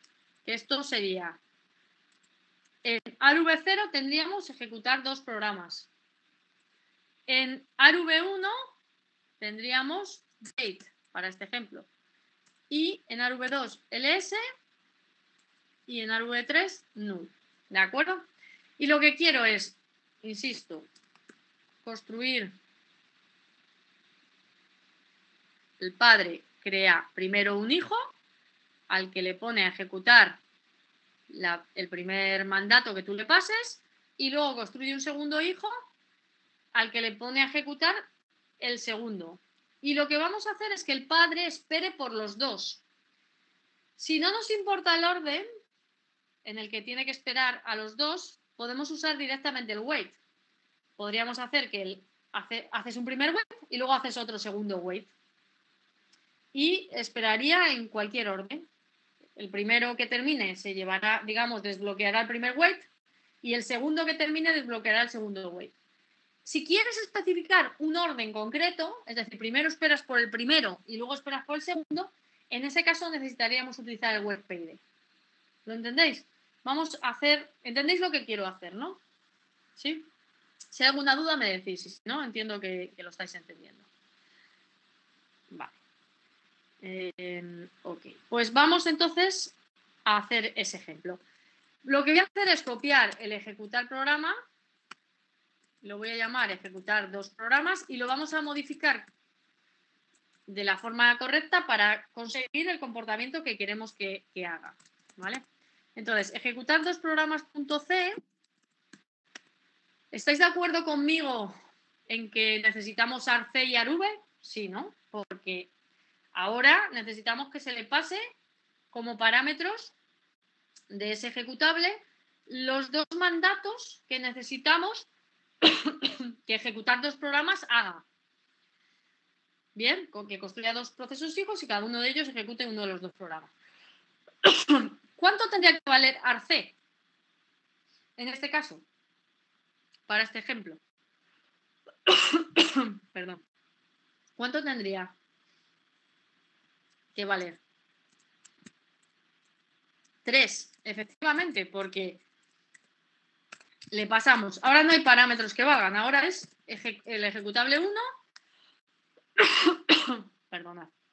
El ejecutable 1 que ejecuta el primer hijo y el ejecutable 2 que ejecuta el segundo. Luego aquí lo ideal es poner, si arc es distinto de 3, pues no, te doy un error, te digo, oye, esto lo tienes que utilizar de esta manera. ¿De acuerdo? En otro caso, bueno, voy a quitar esta variable de aquí y voy a declararme dos variables, el PID del hijo 1 y el PID del hijo 2. ¿Vale? Bien, empiezo por el primero. Construyo un primer proceso. Si me da un error, digo que hay un error en el primer fork y termina, el hijo. En otro caso, si no hay ningún error, estoy del código del hijo. En el código del hijo, ¿qué necesitaré usar? ¿Qué creéis que es mejor? ¿El SECVP o el SQLP? Para este caso en concreto, ¿qué es lo que tiene que ejecutar el hijo? El hijo tiene que ejecutar arv1. Luego, tiene pinta de que el LP va a ser adecuado. ¿Por qué? Porque en los vectores está todo mezclado. Tendríamos que construir unos vectores. Lo podemos hacer con vectores, o sea, no hay problema. Pero es que el SQLP para este caso es muy sencillo de utilizar, porque tú le especificas lo que vas a ejecutar como una lista. Y como no tiene parámetros, como en este caso estamos diciendo que estos dos ejecutables no tienen parámetros, pues, ¿qué ocurre? Pues que el SQLP es más sencillo de utilizar. Simplemente, ¿dónde estará el primer código que tenemos que ejecutar? Estará en arv1. ¿Bien? Luego, SQLP, arv1. Y os acordáis, el SQLP recibía de nuevo el nombre del ejecutable y todos los parámetros que tenga. Como no tiene parámetros, directamente pongo un null ahí. ¿De acuerdo conmigo? Esto es lo que tendría que hacer el hijo 1. Y ya está. El padre. Pues ahora podemos optar por varias opciones. Aquí nos han dicho que el padre construye uno, este se pone a ejecutar esto y construye el siguiente. Si nos hubieran dicho que primero esperemos por él, pues haríamos un wait y luego crearíamos el proceso. Si lo que queremos es construir los dos procesos y luego, a posteriori, esperar por esos procesos, lo primero que tiene que hacer el padre, nada más terminar, antes de hacer un wait, esto lo voy a quitar, es, perdonad, aquí, es volver a construir otro hijo, el segundo hijo. ¿Me seguís? ¿Sí? Entonces, PID2 igual a un fork, estamos construyendo el segundo hijo, ¿estáis de acuerdo conmigo, verdad? Y ahora, pues hacemos lo mismo. If el PID2 es menor que 0, pues, fijaos, perror fork 2, por especificar otro. Y aquí, pues lo que queráis, o ponéis el mismo valor de terminación o ponéis otro, lo que queráis. Da igual. Eso es un poco a vuestra discreción. Eso dependería de si quieres, pues que a la hora de recoger el estado de terminación, pero en este caso queda un poco igual, la verdad. En otro caso, si el PID, además que el for no suele fallar, si el PID2 es igual a 0, ¿qué ocurre? ¿En qué estaríamos? Estaríamos en el código del hijo 2. ¿Y el hijo 2 qué es lo que tiene que ejecutar? El hijo 2 tiene que ejecutar lo que hay en arv2. Luego, de nuevo, aquí daría igual hacerlo con SQVP o con SQLP, pero con SQLP es muy fácil, pues lo vamos a hacer con SQLP igual. ¿De acuerdo? Entonces, De nuevo haríamos SQLP, arv2, volveríamos a repetir arv2 y null. Si esto falla, esta sentencia solo es alcanzable si el ESEC falla. Voy a poner ESEC2. Aquí voy a poner ESEC1. Por distinguirlo, pero vamos, queda un poco igual. Y voy a poner un return2 también, pero vamos, que esto, insisto que es a vuestra discreción. En otro caso, ¿dónde estoy? En el código del padre. ¿Y el padre qué puede hacer aquí? Pues a ver, voy a cerrar las llaves correspondientes. El código padre. Ahora es lo que os decía. ¿Que queréis que espere primero, que espere al primero que termine y luego al segundo? Pues simplemente, si ponéis 2 llamadas wait, esto hará que primero sea el primero y luego el que primero que termine y el segundo que termine. Vale, esto sería una primera opción. Vamos a probarla y luego vamos a esperar en un orden concreto. ¿Bien? ¿Me seguís? Entonces, voy a compilar. Si hay alguien que quiera que repita alguna cosa, me lo decís. Yo creo que voy suficientemente lenta para contaros todo, pero si hay alguien que necesita... De todas formas, insisto, el código siempre os lo voy a dejar luego disponible, o sea que no os preocupéis. Yo quiero que lo entendáis. Vale. Ejecutamos, compilamos, ejecutar 2 programas.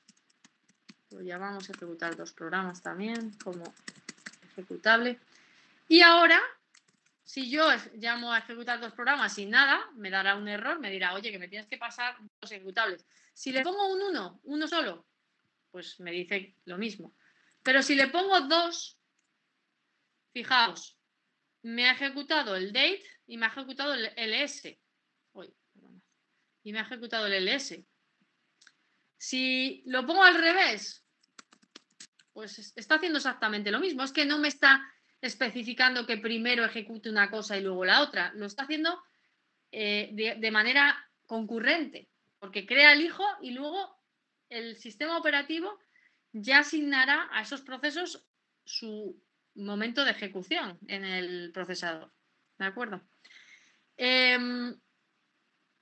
Si ejecuto, por ejemplo, llamadas get, pues fijaos, uno ha hecho un date y el otro llamadas get.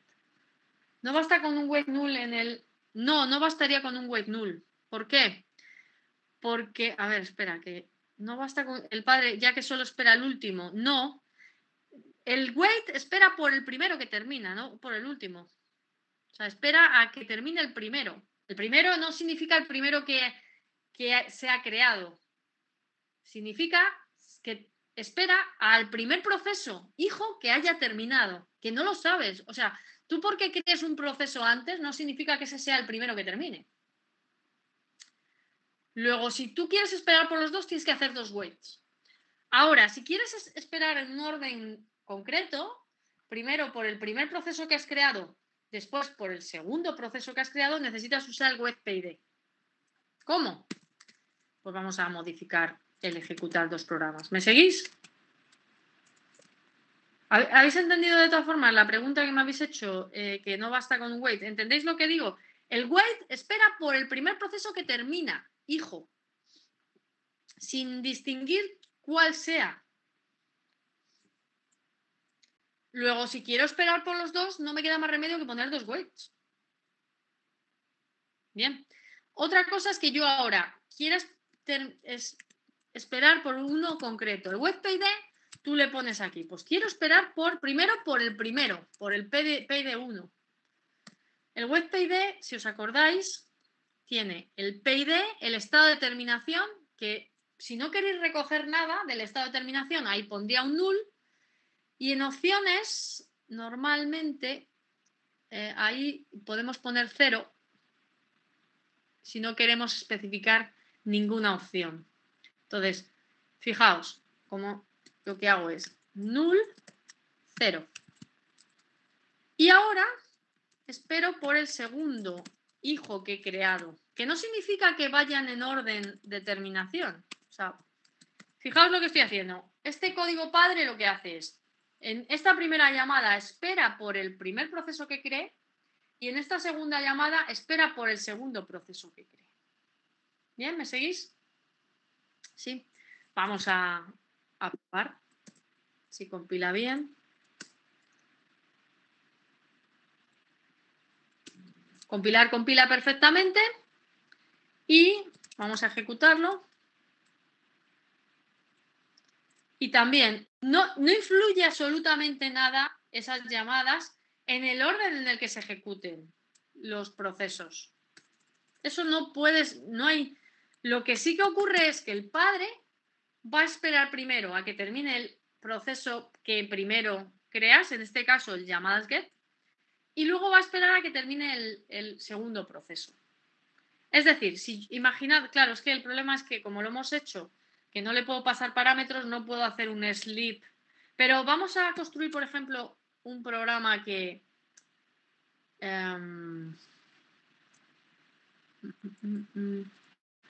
duerma. Un proceso que duerma. Un dormir.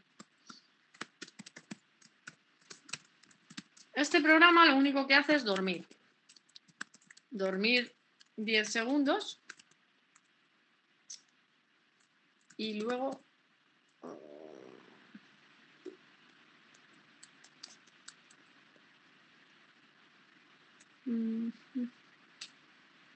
Bueno, es que todavía esto tampoco tiene mucho sentido porque no vais a ver absolutamente nada. Es que todavía no sabemos en la jerarquía de procesos qué pasa cuando el proceso padre muere. Todavía no sabemos. Bueno, no os preocupéis, esto de momento no lo hacemos porque no tiene mucho sentido. Da igual. El caso es que me creéis si os digo que esto lo único que hace es esperar primero a que termine el primer proceso y luego a que termine el segundo. Ya veremos al segundo que creamos. No significa el orden de terminación, porque eso, insisto, lo decide el sistema operativo y cuando pone a ejecutar a los procesos, etcétera. Y dependen de cómo se ejecuten, etcétera. ¿Lo habéis entendido? ¿Todo el mundo ha entendido esto? Bien. Bueno, nos falta una cosa en relación al wait y al wait-pid. Ahora, de momento, hemos utilizado el status, le hemos puesto un null y hemos dicho, ¡buah! Nos da igual lo que devuelva. O sea, esperamos por el proceso a que termine, pero no vamos a recoger su estado de terminación. Pero puede haber situaciones en las que sea interesante saber, primero, ¿qué pasó con el proceso hijo? ¿Terminó de forma correcta? Es decir, hizo un exit y terminó correctamente. ¿O terminó porque recibió una señal que lo mató? Bueno, pues nos puede interesar saber qué pasó con el proceso hijo cuando terminó. ¿Y cómo finaliza el proceso hijo? Es decir, su valor de finalización, es decir, si murió por un exit, si murió correctamente, ¿cuál es ese valor de finalización? Es decir, ese return 2, 1, 3 que antes os decía, o en el caso de que muriera por recibir una señal, el número de señal que provoca esa finalización. ¿De acuerdo? Fijaos, para ello vamos a utilizar una serie de macros que están definidas en este fichero de cabecera, en el syswait.h, que son unas macros que nos permiten especificar precisamente eso, saber si el proceso termina de forma correcta o termina porque ha muerto por una señal. En el caso de que termine de forma correcta, ¿cuál es ese valor devuelto por el proceso hijo? Y en el caso de que termine porque lo mató una señal, saber cuál es la señal que mató al proceso. Porque las señales, como ya veremos, y me estoy adelantando porque es un tema que vamos a ver en la siguiente clase, las señales tienen un número, bueno, no sé si en la siguiente clase, depende de cómo vayamos evolucionando, a lo mejor en esta, un número que identifica al tipo de señal. Para que nos situemos, os voy a hacer ejemplos de cómo podemos mandar una señal a un proceso.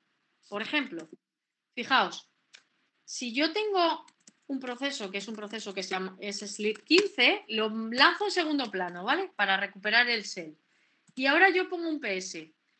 Si yo uso un mandato que es kill -9 y le pongo el PID de este proceso, mato al proceso en cuestión. A ver, voy a repetirlo, que lo he hecho muy rápido, ¿vale? Sleep 20 voy a poner para que tengamos más tiempo. Bien. Ese proceso, ¿qué PID tiene? Tiene este PID de aquí, ¿vale? El 52. Yo le puedo mandar una señal diciendo kill -9, 52, 552. Y mato al proceso. Es decir, ese proceso que a los 20 segundos terminaría de forma correcta si no recibe ninguna señal, mediante este mandato le estoy mandando una señal que es la señal 9. La señal 9 es la señal seek kill. Es una señal que mata al proceso y que no, como ya veremos, no podemos hacer nada contra ella. O sea, es una señal muy poderosa porque siempre mata al proceso y tú no puedes ni capturarla. Ya veremos qué es esto de capturar una señal, etcétera. ¿De acuerdo? Entonces, le estoy mandando la señal 9. Bueno, pues lo que quiero hacer es, o sea, eso, de esa manera yo sería capaz de matar a un proceso o mandarle una señal, ¿vale? Que en este caso, o sea, aunque el servicio se llame, o sea, aunque el mandato se llame kill, kill no es solo no es para matar un proceso, aunque su nombre eso lo indique. Kill es para mandar una señal. Lo que pasa es que la señal 9 lo que provoca es que mate al proceso en cuestión. Bueno, vamos a utilizar estas macros que tenemos aquí en este fichero de cabecera para hacer ejemplos en los que los procesos pueden morir de forma correcta o pueden morir porque les llega una señal. Y vamos a forzar esas situaciones. Cuando mueren de forma correcta, cuando mueren por llegada de una señal. Bien. ¿Cómo lo hacemos? Vamos a irnos de nuevo al ejemplo en el que tenemos un único proceso, o sea, el proceso padre que crea un proceso hijo. Ese proceso hijo va a ejecutar determinadas cosas y lo que vamos a hacer es recoger su estado de terminación y con esas macros ver qué ha ocurrido con el proceso hijo. Para eso me voy a copiar el ejecutar programa.c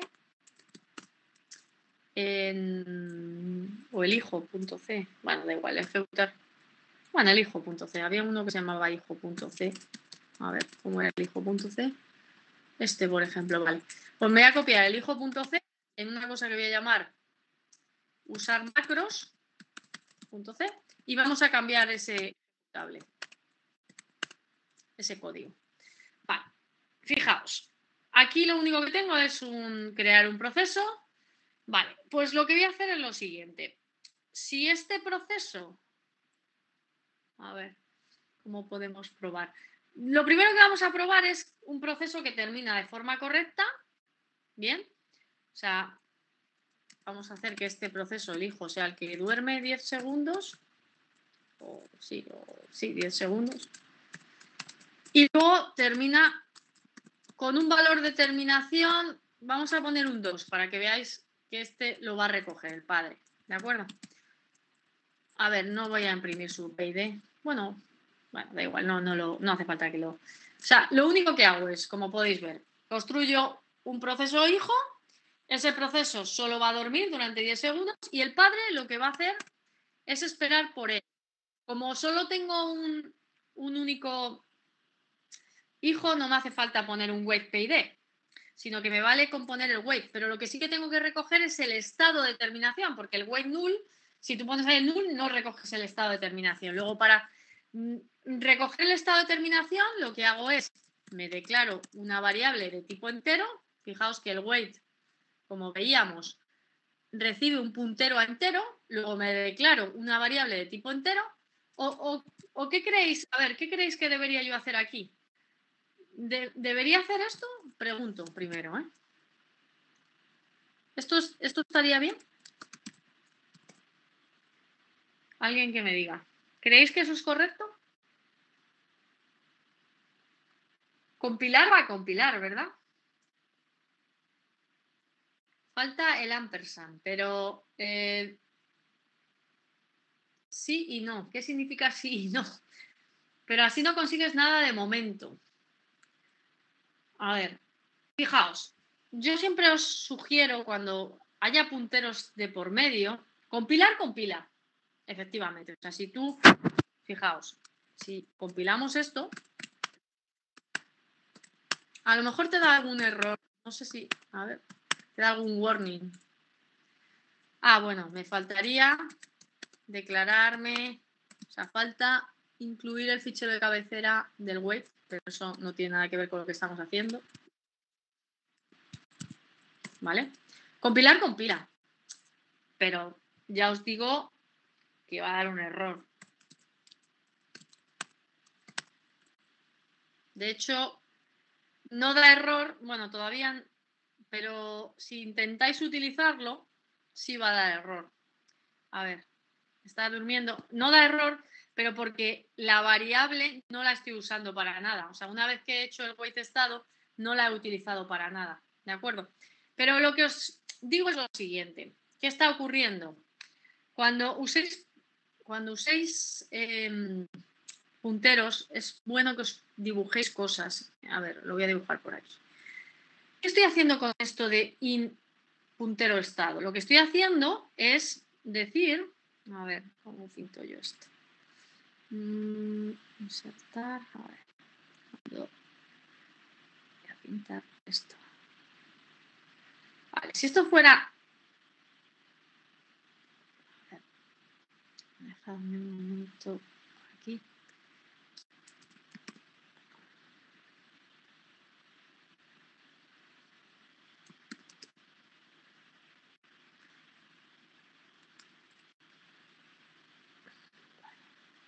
Estoy pintando muy bien. Bueno, aunque no está muy bien pintado, pero... Imaginad que esto es vuestro mapa de memoria. Y estas son las direcciones de memoria. ¿Vale? Entonces, cuando yo me declaro in puntero estado, lo que estoy haciendo es declararme una variable. A ver, dejadme por aquí. A ver. Una variable, se llama estado, que es un puntero, que apunta a dónde. Esto es una variable de tipo puntero, que no está inicializada a nada, ¿de acuerdo? No tiene, o sea, esto tiene basura si acaso. O sea, esto tendría valores o sea, algo que no conocemos, que no está inicializado absolutamente a nada. Luego no apunta a ningún sitio. Y tú le estás pasando esto, ¿vale? Que apunta a nada, o sea, que no puedes hacerlo. Luego, esto daría error si luego utilizas la variable estado. ¿Cómo podemos hacer, si quisieras seguir utilizando el puntero estado, tendrías que hacer un malloc, o sea, tendrías que hacer algo así como estado igual a malloc, el tamaño de un int, y entonces esto sí que te devuelve una dirección correcta, una dirección, la dirección que sea, X, ¿vale? La dirección X y X, ¿vale? X, a ver, por aquí, X, imaginad que X es esto, X ya sería una dirección correcta, luego esto está, y aquí tendréis un valor de tipo entero.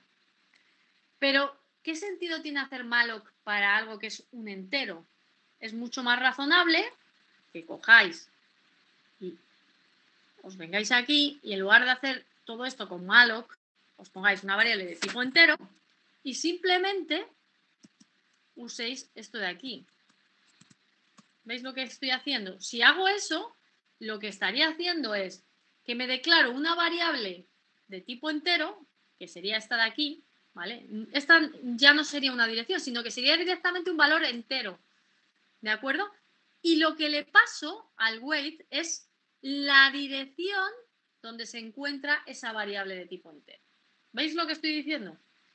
Esto es C, no es sistemas operativos, pero es un poco para que cuando veáis punteros no empecéis a hacer malloc ni cosas parecidas. A veces es necesario hacerlo, pero otras veces no tiene mucho sentido. Porque si yo voy a declarar un malloc para una variable de tipo entero, pues para eso me declaro la variable de entero y le paso su dirección. Porque eso el compilador lo que estará haciendo es reservar ese espacio para esa variable de tipo entero. ¿Me seguís? ¿Sí? ¿Alguna duda con esto? Luego, la forma correcta de hacerlo sería esto de aquí. Bien, ahora, ¿con el estado qué puedo hacer? Pues con el estado de terminación de ese código hijo puedo hacer varias cosas. Puedo usar las macros que antes os decía, el with_exit y el with_signal, que te dice si el proceso terminó correctamente o terminó porque le llegó una señal. Bueno, pues aquí lo que hago es if, y la macro es with_exit, if with_exit de estado.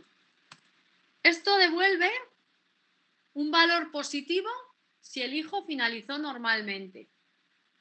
¿Y en qué momento actualizas la variable estado? Pues aquí, fijaos que aquí este wait va a modificar la variable estado, porque lo que os he dicho antes, C es un lenguaje que tiene paso de parámetros por valor. Tú no le puedes decir que una variable es de entrada o de salida. La forma que tienes de hacerlo es pasándole la dirección, pasándole un puntero. Luego, esta llamada cuando termina puede haber modificará esa variable estado con el valor asociado a dos cosas. ¿Cómo terminó el hijo? ¿Y qué valor de terminación tiene el hijo? Si el hijo terminó correctamente, su valor de terminación, y si murió por una señal, se tendrá información de qué señal mató a ese hijo. ¿Bien? Entonces, si esto es mayor que 0, pero también podemos hacerlo así directamente, porque os acordáis que no hay booleanos en C, sino que si algo es mayor que 0 es igual a true, bueno, si es igual a 1 es true y 0 es falso, ¿de acuerdo? Luego, me parece que lo podemos poner así, se podría hacer o esto, si es mayor que 0, o creo que valdría con poner directamente with_exit estado. Ahora lo comprobamos. De momento lo voy a dejar así y luego comprobamos que lo otro también vale. Vale, ¿esto qué quiere decir? Si esa condición se cumple, significa que el proceso hijo, por el que el proceso padre ha esperado, ha terminado de forma correcta. Es decir, no ha terminado porque lo mate una señal, sino que ha terminado de forma correcta. En ese caso, lo que voy a hacer es, pues voy a imprimir por la salida estándar, le voy a decir, el hijo ha terminado de forma correcta. ¿Con qué valor? Con el valor, imprimo un D. ¿Y cuál valor es? Pues hay una macro, que es esta de aquí, with_exit_status, que me dice el valor que devuelve el hijo si termina correctamente. Luego pongo estado.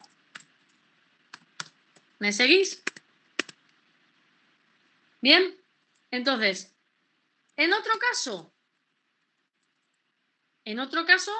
es que ha terminado por una señal. Pero podemos comprobarlo. En otro caso, if el proceso terminó porque le llegó una señal, es mayor que 0. En ese caso, imprimo el hijo ha muerto por una señal, por la señal, e imprimo el valor de la señal, porcentaje de barra n, el valor de la señal que mató al proceso, que es wter_seq. Bien, wter_seq, estado. Y ya está. Con esto, a ver. Fijaos lo que estoy haciendo. Lo que os digo, creamos un proceso. El proceso hijo duerme 10 segundos y termina. Y luego el padre espera por él. Si el proceso ha terminado de forma correcta, dice que ha terminado de forma correcta con este valor, que debería ser 2, porque es el que termina. Y si ha terminado porque lo ha matado una señal, imprime la señal correspondiente.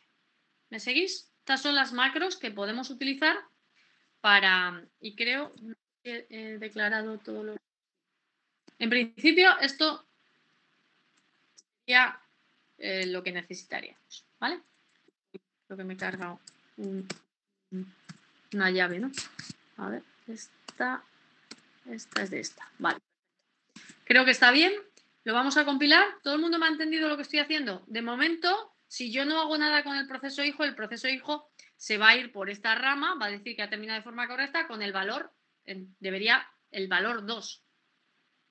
Pero luego vamos a hacer que el proceso hijo finalice porque lo matamos por una señal. ¿Vale? Entonces, compilo. No sé si alguien ha preguntado algo por si acaso. ¿En qué momento actualiza? Si el hijo captura la señal y termina, sería mayor que 0.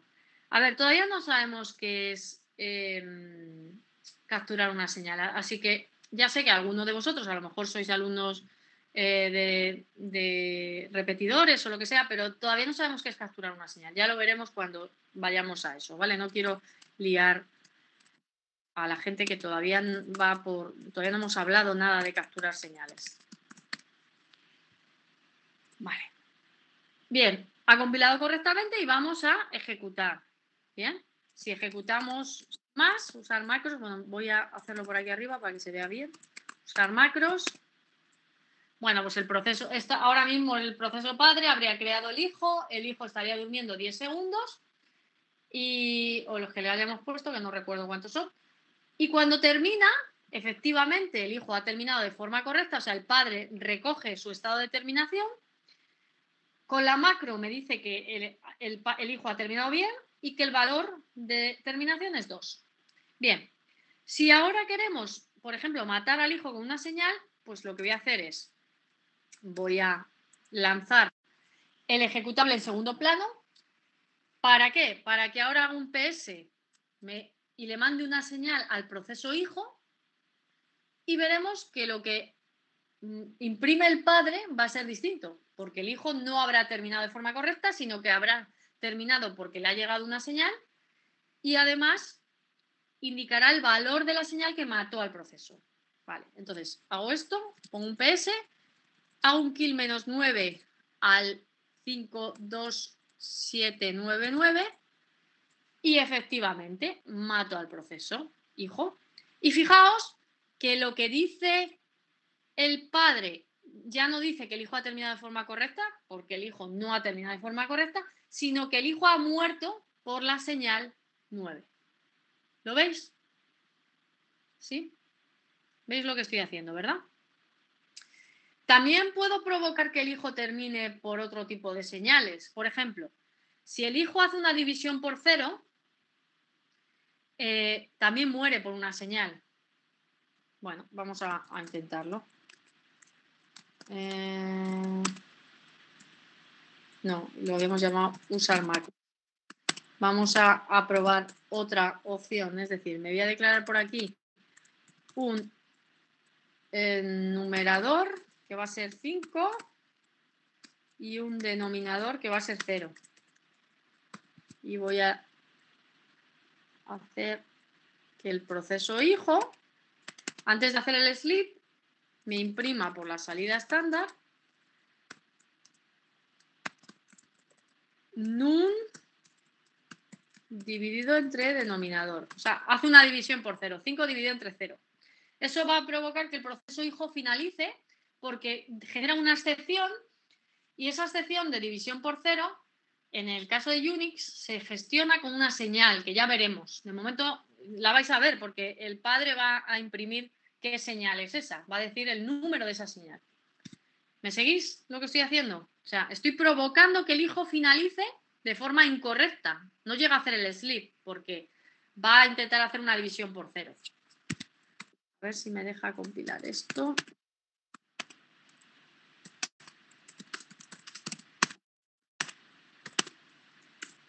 Bien. Y ahora ejecuto.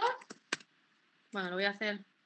¿Veis lo que estoy haciendo, verdad? O sea, estoy provocando que el hijo muera porque hace una división por 0. Y eso en Unix se gestiona con una señal que es una señal que ya veremos y que tiene que ver con operaciones aritméticas. Bien, la he compilado y voy a ejecutar. Bien, pues lo hemos provocado, hemos dicho, el hijo ha muerto por la señal 8. Ahora no es la señal 9 quien mata ese proceso, es otra señal diferente, que es la que os digo, que veremos más adelante y que hace, que es la que se genera cuando hay una división por cero. ¿Me seguís?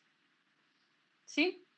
¿Todo el mundo ha entendido esto? ¿Alguna duda? ¿Algo que queráis que veamos? Bueno, pues así podríamos utilizar las macros para recoger todas las opciones que pueden ocurrir cuando un proceso hijo finaliza.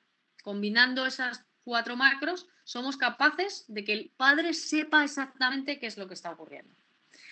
Bien, más. Fijaos, hasta ahora hemos dicho qué es lo que ocurre. Fijaos qué es lo que está ocurriendo en el sistema, a nivel del sistema operativo, cuando hacemos un for, cuando hacemos un exec, cuando hacemos un wait.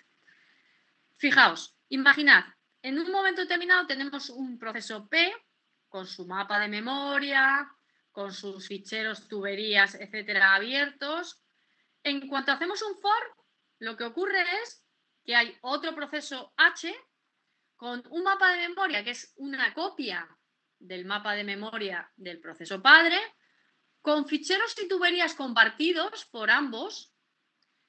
Cuando hijo hace un exec, lo que hacemos es cambiamos su mapa de memoria, pero los ficheros y tuberías que estuvieran abiertos los dejamos abiertos también para el hijo, están compartidos, por así decirlo. Y luego, si el hijo hace un exit,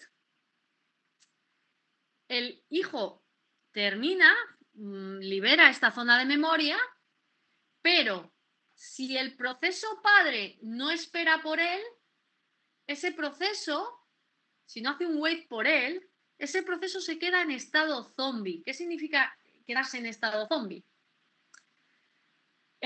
Fijaos, si cuando el hijo termina y hace un exit, puede liberar su mapa de memoria, puede decrementar el uso de los recursos compartidos con el padre, puede liberar todo, excepto una cosa, el estado de terminación. El estado de terminación, si, claro, como no controlamos en qué momento el padre va a hacer un wait, si es que lo hace, ¿qué ocurre?